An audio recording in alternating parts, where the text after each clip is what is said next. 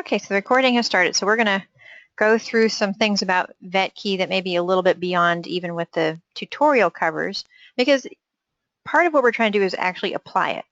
And it's not just knowing what buttons we push. So I just want to make sure everybody knows that, the URL that we'll use to log in is the app.vetkey.net/app. You can save it to your desktop, make it really easy, to get to the home screen.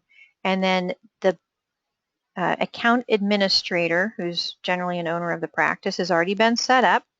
And from there, then other practice members get set up, like Robert, you're set up in there.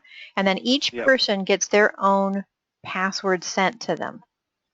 And it's a string of numbers and letters. Once you log in, you can change your password. Okay? All you have to do, just like in the instructional, is click on your name over there and put in the old password and then make it whatever it is that you want to make it really easy for logging in. So everybody has their own login and it's separate, and the account administrator has access to changing any of the access that's in there. So John Smith that's here, the settings automatically, well, I think I messed around with it, sorry. The settings that are in here are all the authorization levels, so they always get it. And then all the other members that get set up get it set from there. Now, ABC Success is a member inside of each of the VetKey accounts for our clients. So that way we can come in through our own login as well. So we'll have the authorization level in there. I don't think I really need to go through the fields, because that's all about the tutorial, and you can follow along with the document and in the video. So I just have kind of our agenda that's over here. I did want to mention, if anyone's having logging in issues, most of it should be resolved now. We found that AOL, and there was another one, it was going to junk mail for whatever reason. So that's all been fixed with the security that we have in the background. So people should be okay going forward with signing up, but if you're still having a problem logging in, just let me know and we'll get it figured out for you. So, Kim, this is Robert. Before we leave this area, I just had a question. Sure. The authorization level, of course, are for like the CSRs that can input the totals daily, and they can even view graphs and view visuals, but not make any adjustments towards the goals or anything like that, correct? Yeah, that's a really great question. So let me talk about the authorization levels here. So we have 2 in setup and 2 in practice performance. Those are the 2 functioning tabs that we have available in VetKey right now. So I suggest that most people turn off access to practice members to most other members, especially like the CSRs that you want to focus more on the data entry part of it. The scheduler, and you'll get this from the demo, is where we set up some of the recurring events. Like we want to make sure we're always set for Sundays being closed, or if there's a holiday, or in some cases when you really have a decrease in doctors that are available, maybe you put it in for a partial day because it really is not weighted the same. All of this fits into the prediction that's going to happen. It's not just for the month, it's also for the day, and I am going to come back and talk about the prediction formula because I want to make sure I answer your question. But the bigger part of making sure we're setting some of the parameters for access has to do with over here in the practice performance module. Now you could probably feel confident with letting anybody have access to entering the data over here. If they were going to be closing out the end of your day, they had the numbers, you want to assign them to just log in, punch in the numbers, and then they can save it and close out. Okay. The dashboard is where you actually start to see what all the numbers are representing. How are we doing in the course of the month? And by the way, this is always defaulting to the current month. So things look, have much more of a visual nature to them, not just numbers. So that's why you can be selective if you wanted to, with who has access to the dashboard.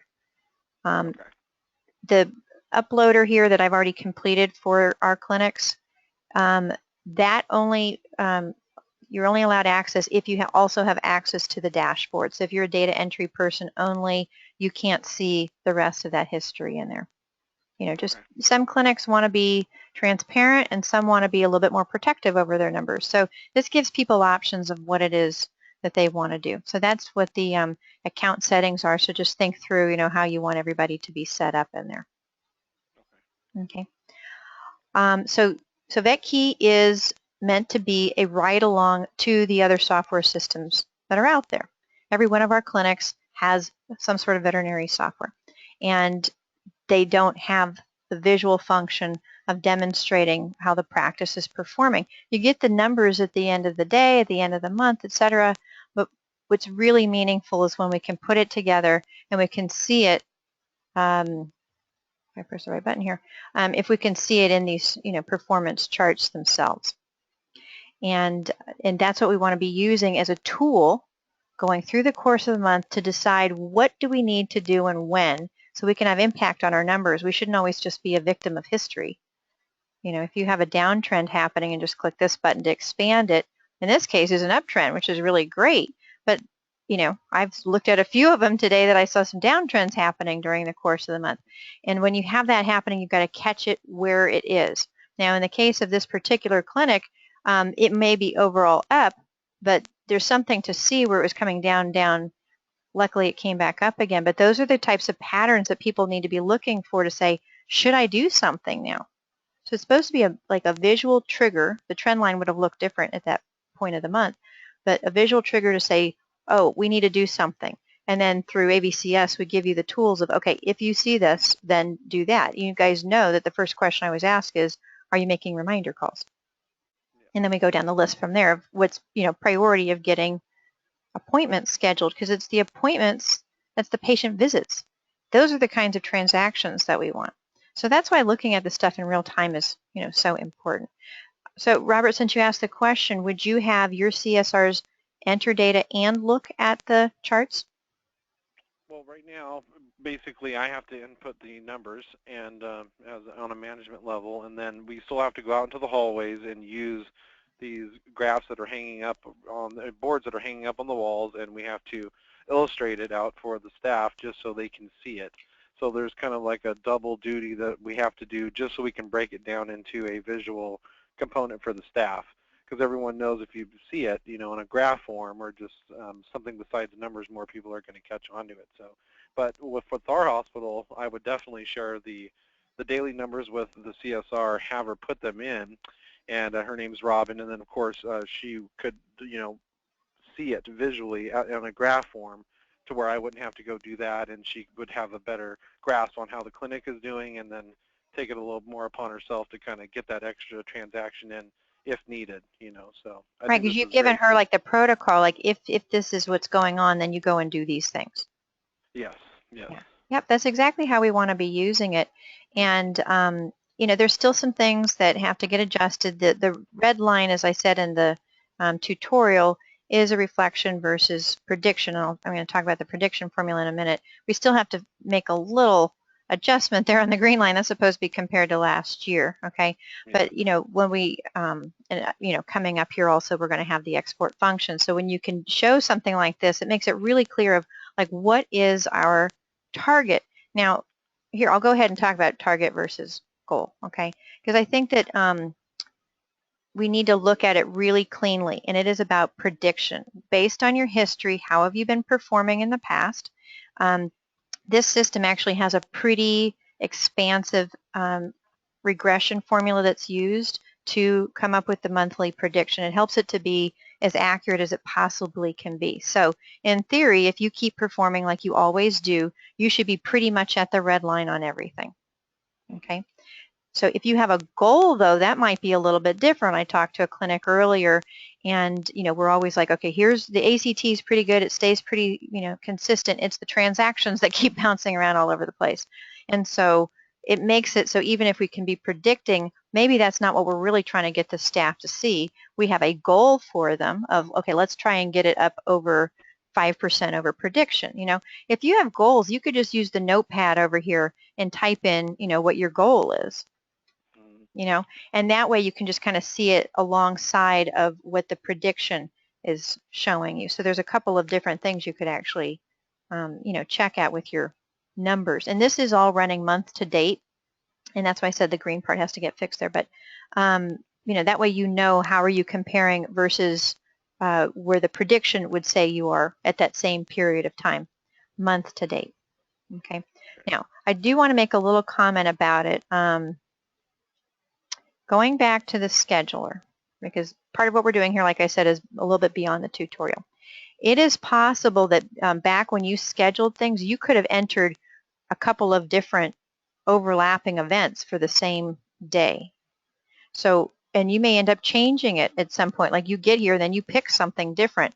So we try to be as accurate as we can in assuming what that event actually is going to be to fit it into the daily prediction. Hi, Terry. How are you? I know you're probably getting your audio on. And before Terry arrives, Kim, I have a question. Sure. When we are, it seems like to get an appropriate goal for the month, we would have to kind of do a little bit of work ahead of time before the month of October and go through, and if we are closed one day for an open house, make sure we put that in and do as much. If a doctor is going to take a day off, we know about it, put that in immediately. Or can this stuff be entered throughout the month? And does the goal does it recognize it and change right then and there, or is it got to be done ahead of time? It's better if you set it up ahead of time because that will help with the accuracy.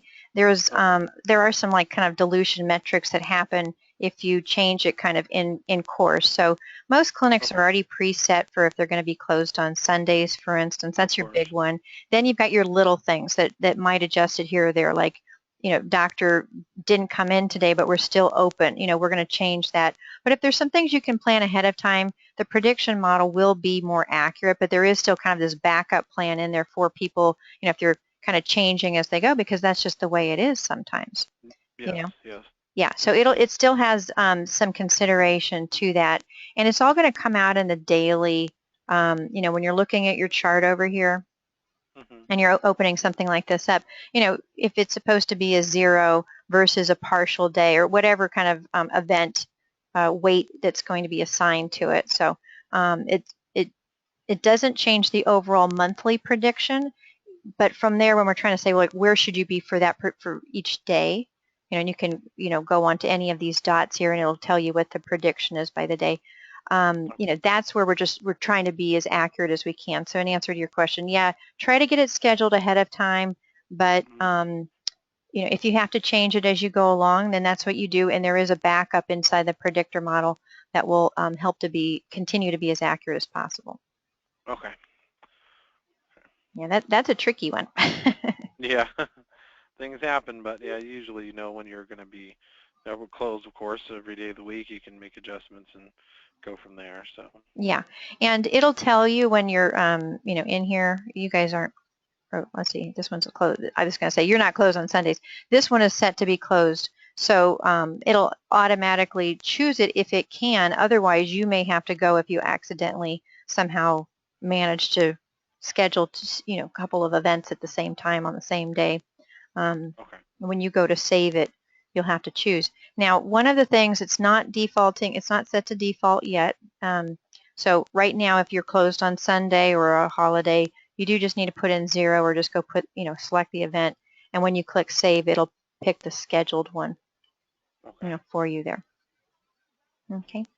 I do want to make one other point is, you know, as I've kind of gone through and tested when you're in the scheduler, even though you don't have to click weekly in a case like this, if you're going to just say you're closed on Sundays, if you're going to be closed for like 3 days in a row, something like that, you know, do also make sure that you're at least, we'll uncheck that one, click the daily there because otherwise it's only going to see, you know, the first day of your range. Okay, so make sure that you're checking the right buttons over here that would go along with what you're trying to do. If not, you're going to catch it when you go to put in the daily entry. It'll just show up as the wrong event, and we can change it. Even your CSRs could change it while they're in there. Okay. So, hi, Terry. How are you? I know you probably have yourself on mute there, so hopefully you can hear us just fine. I just wanted to welcome you coming on there.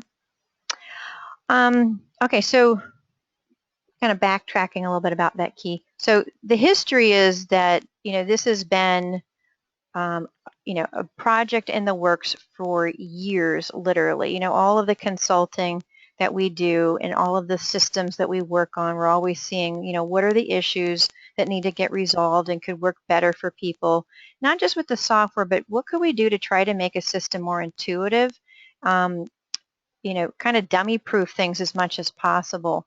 And so that was really kind of core in kind of putting the whole concept together. So it will eventually be a full standalone practice management system.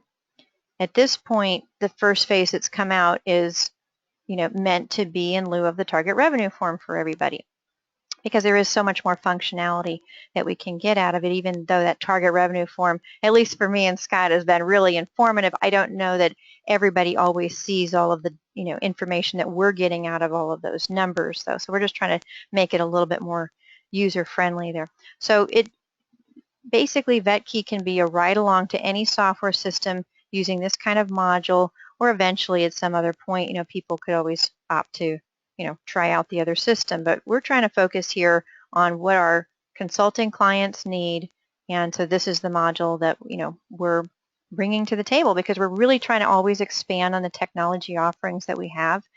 Why not keep trying to raise the bar on the information that we can provide and make sure that that information is meaningful? What do you do about it? Like we were talking about with the, the charts based on what those trend lines are looking like. Is there something we should be getting out of that so we know, gosh, we should be doing something here? Don't just be the innocent bystander watching, the downtrend go by. Do something about it. So basically, that's kind of the history there. Anyone that has tried to go onto vetkey.net, the website is not up yet. It's one of those processes. It's like, what comes first, the chicken or the egg? So is it the system, the website, and there's pieces that actually they both kind of integrate with each other. So in the end, I opted for the system to get going, because this is what works for everybody else. It's going to start bringing some, relevance to people. But the website itself should be done here in the next couple of weeks.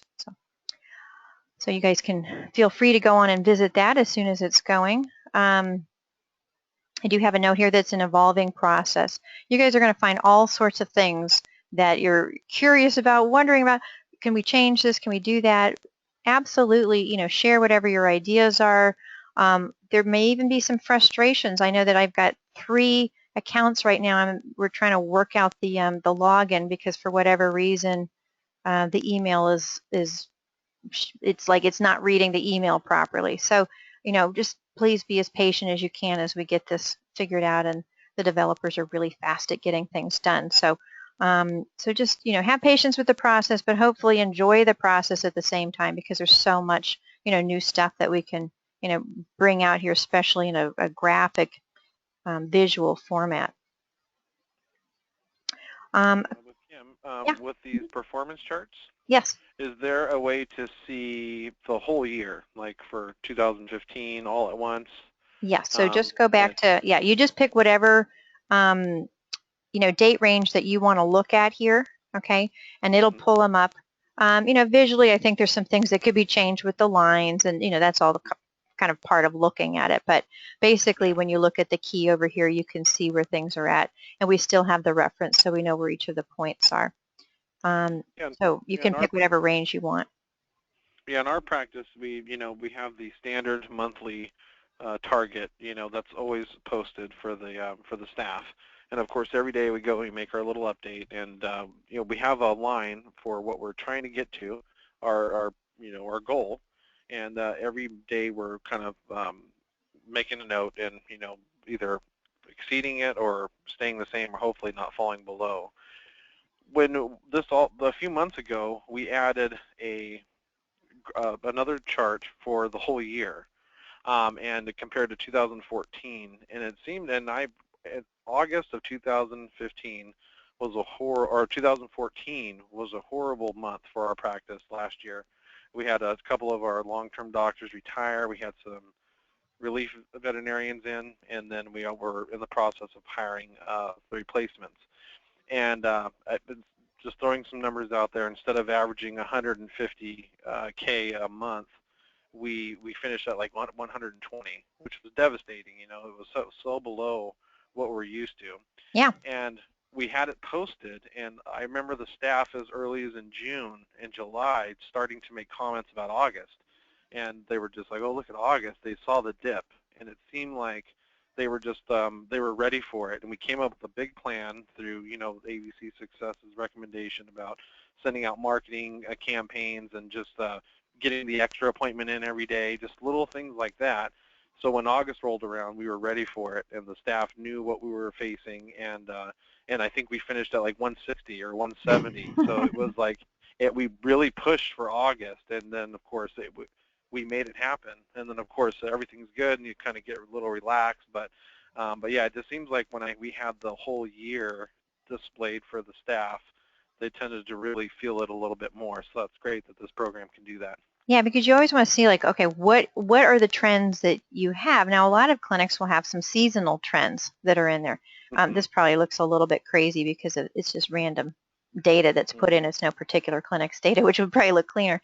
But when you're going through the process of looking at your period of time, let's say it's a year last year versus where you're at this year, you definitely want to be looking ahead to what is potential that's coming up for you. The predictor formula will still be looking at how have you been doing now, because let's say you added on another doctor. Well, you're leaps and bounds over where you were, but it still looks back to last year and takes that into consideration because is it a period of time for you guys that something happens, you have bad winter storms, whatever it is that has a tendency to impact. So it will look back as well for the prediction, but when the staff, like you're saying, has the visual and they can see it coming, whether it happens or not, but at least they're kind of bracing, and it's not just like, okay, I'm going to ride through it. It's let's do something about it. And I love that about it.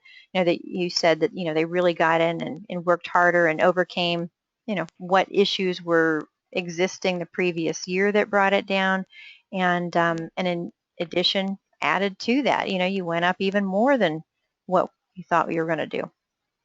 Yeah, we had a few staff meetings leading into it, and everyone knew we were going to be hustling as much as we could, and it seemed like every day, or not every day, but we would hear a few times throughout the week, let's get that extra one in, we could do one more, it's August. I kept hearing them say that, it's August, we got to get it in, and they were just joking, so I'm a little upset they had to work extra hard, but it was a known fact, in our hospital that August 2014 was really bad, and we had to make up for it. And with a couple of staff meetings and some campaigns ahead of time, we're able to kind of just get everyone on board. And then, of course, August was beyond busy. And then, of course, the September was recover month. And then hopefully we'll get back at them this month and get back out there. Right. And so you have these campaigns, which is all part of like, okay, what is your strategy when this is, either happening in real time or you can see something coming? What are we going to do about it? And keep in mind that your clients are thinking about that next year too. You did a promotion for August. They may be thinking about that same promotion next August. So when something worked for you, keep repeating it. So when you had a spike somewhere, look at it the other direction. It went up. What did we do? Let's do that again, Yeah, repeat that. Yep. Yes. Yeah, don't feel like you always have to, reinvent the wheel. But in your case, you guys overcame, and that's exactly why the visual is so important. And it's great you guys print your charts, but not everybody does. Yeah. Not everybody shares, and I think it's the staff really have so much bearing on what happens in the practice. We need them knowing. The front office affects the transactions, and the back office affects the ACT. So if they know where they're at, and you guys have those meetings, we put a plan together, then we have results that turn the potential course of events, right? Yes. Yeah, so very, very good example. Okay, so we talked about the daily events. Oh, and I talked about the zero. You got to put the zero in. Yes, we talked about the trends. Like, know what your plan is. AVCS clients, we have the in case of fire break glass. I'm working on a new document for you. So it's kind of taking things to the next level. You've got your reminders. Some of you have follow-up calls in place. I know each system calls it something different, but whatever we could do to automate, communication with the client for the intention of getting appointments scheduled, that's what we really want to focus on. So get those things automated so we don't have to work so hard, at other times. We really shouldn't be seeing the downtrends if we've got all the other pieces really solidly in place. Yes. Okay, I think the last point there was just, send a logo if anybody, has one that they want to put into their system. We can do that. You guys can add your own pictures to the system.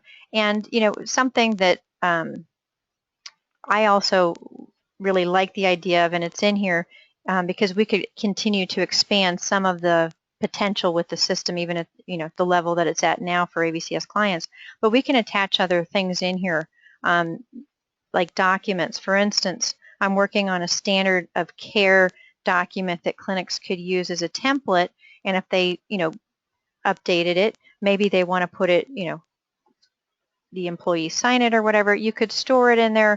Anything relevant you could store in there. So just know that there is an attachment feature in addition to the picture upload that's over here, and you can always make notes for yourself like we were talking about before with the notepad. Okay, so this whole system is built under a company called VetThinkLab. There's like 150 of you out there that are a member of the group on LinkedIn, and that's where we kind of engage in different ideas of what's working at different practices, because it takes, kind of the collective mind of the veterinary community to come together to be able to come up with some of the ideas that would be really meaningful to people in a system like this. So I like the idea that it's rooted in a collaborative effort, to make something that'll be, really bringing some good change, hopefully, to the veterinary field, stuff that doesn't exist right now. So you guys have any questions? I know, Robert, you've had lots of things in there, and you probably will have more, but you're such a great participant. No problem. No, I just think that this is a great program. I like the collaborative part of it too. One thing as a side note, it's just kind of important just for everybody that does listen in on this, is the, our Sacramento Practice Management Association recently got 5 of the hospitals in our area that 3 of them were like a referral center, 2 emergency clinics, and a couple of small practices, and had us visit them. And, it was 30, 40 managers from all across Sacramento, all going into these 4 or 5 hospitals, and we spent the day basically doing that. And that was amazing. I learned so much, in such a, and these collaborative things, everybody wants to kind of not share all the information about what's going on in their business, and just everything is going great. We have no problems, but that was really an eye-opener to see how other hospitals operate, things that they offer, and the fact that they have the same problems that everyone else has.